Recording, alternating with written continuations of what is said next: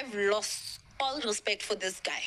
All respect. And I try to do this the private way, privately, but it's clear.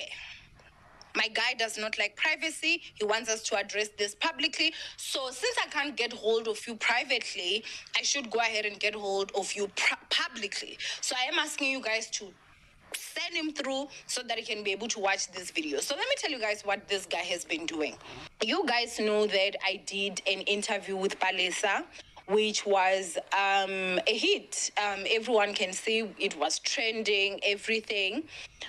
So the first episode that I uploaded with Palesa right now is sitting at over 300,000 views, almost 400. Like if you look at the scale from like, I think 0 to 50, if I'm not mistaken, I think it was at 360 something, I don't know. So it really honestly did well. It got over 300,000 in 7 days, and that is great. With part one that I interviewed with Palesa, everybody saw. At the end, I said, okay, Palesa has to go fetch her child, and so we won't be able to get into stuff because I did not want to rush it. I wanted us to sit down, and I wanted us to get the full story of what's happening, right? And so I said, we're going to give you guys part two very soon. If I'm not mistaken, the video was uploaded on a Monday. I don't know. I can't remember, man. But yeah. So please tell me why, guys. I find out. And how did I find out? Me and Palesa were actually organizing because she's selling makeup. And so I obviously want to support her brand as well. We're talking about the makeup and also trying to organize for a part two. And Palesa says that your podcast has really done a lot. She's talking about the stuff that are happening. And she's like, and even a podcast has invited me. And so I'm like, which podcast invited you? Please tell me why. You guessed it right who that person is. It's him, Lungelo. Or Lungelo's producer. Now, let me tell you what is the most creepiest part of this. Palesa was telling me, now we are going to be shooting tomorrow. It's like it was organized for tomorrow. It was done quick. Before my part two with Palesa would have come out, an episode with Lungelo and Palesa would have come out. Please tell me what nonsense is that. Please tell me what nonsense is that. I had to ask Palesa, please give me a part two. I had a family emergency, guys. I had to put that on hold so that I can quickly go to the studio, shoot with Palesa, edit that episode, make sure that my part two is out with you guys, so that even if Ulungelo and his producer decide that they're gonna wanna go, because I can't tell Palesa not to go to Lungelo's podcast, but at least I can try to say, listen, allow me just wrap up with you before you can go there. But now the issue that I'm having is that, why are you why block my channels?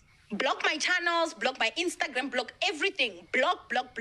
Because clearly you're failing to control yourself. You and your producer, block me everywhere so that you don't watch anything that I do, because it's clear you fail to control yourself. When you see me conduct interview with people, it's like you want the same people. Like, go out there and find people yourself. Approach people.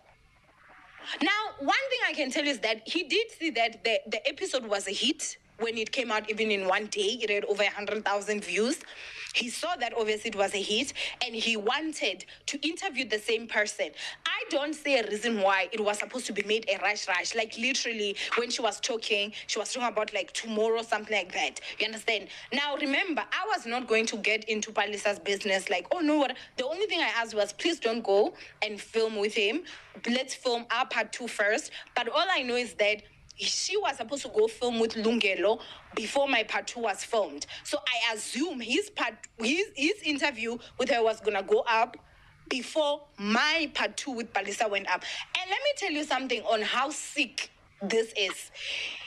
Because now you could see, well, that's what I assume, because Palesa had to obviously say not now so that she could do the part two with me. Guess what he did? He went and got the closest person to Palesa, who was Bahumi, who is Palisa's daughter.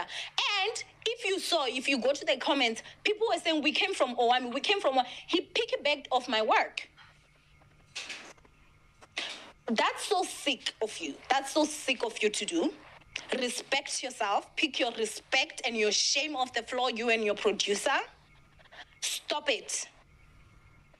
And not only that, Upalisa still told me recently that, oh yeah, she will be going. I don't know if they're going to be filming or shooting next week or this coming week, well, which is now because it's Monday.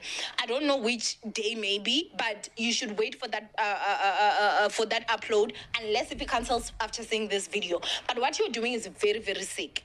The internet is very big. We allow you have your moment with the people that you interview. We do not go to them immediately after they are on your channel and then interview them. Now, let me tell you something. There's one person that is coming from Lungelo's channel that I've interviewed. Again, I don't watch his stuff like that, honestly, because for me, I just don't respect him anymore, especially with that whole issue that was happening with Valorant. I'm like, okay, I don't understand, but anyway, that is fine. I felt insulted. Like, do you just look at me and think, well, I'm not a good interviewer, that you will do a better job with the same person literally in a few weeks' time? I don't get it.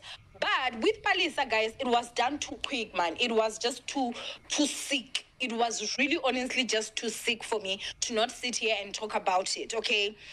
When you were doing your podcast, you were getting your views. No one was after the people that you were interviewing. We were letting you, because you went out there, you got those people, sit with them, interview them, let's hear their POV from you, and that's it. And there's a difference. So as I was saying, there's one guy that actually came from Lungelo's podcast and came to my podcast, and I interviewed him. I just forgot his name, but his episodes were very fun and very educational, and I enjoyed interviewing him.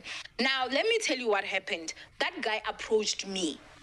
If someone approaches me, I'm not gonna not take the interview. If they are the ones approaching me, it means that they saw something in me and they felt maybe they want to tell their story or whatever. But I'll never ever be like, oh, I'm gonna target the stuff that you spoke about. I'm gonna have my own angle. And if you go to the two interviews, they're very different. Yes, they touch on the same things, but they're very, very, very different. Do you understand? And I was approached. I did not approach. You now approaching the same people that now I interview. It's sick. It's sick. It shows your psychology. For me, in my personal opinion, it's a sick thing to do.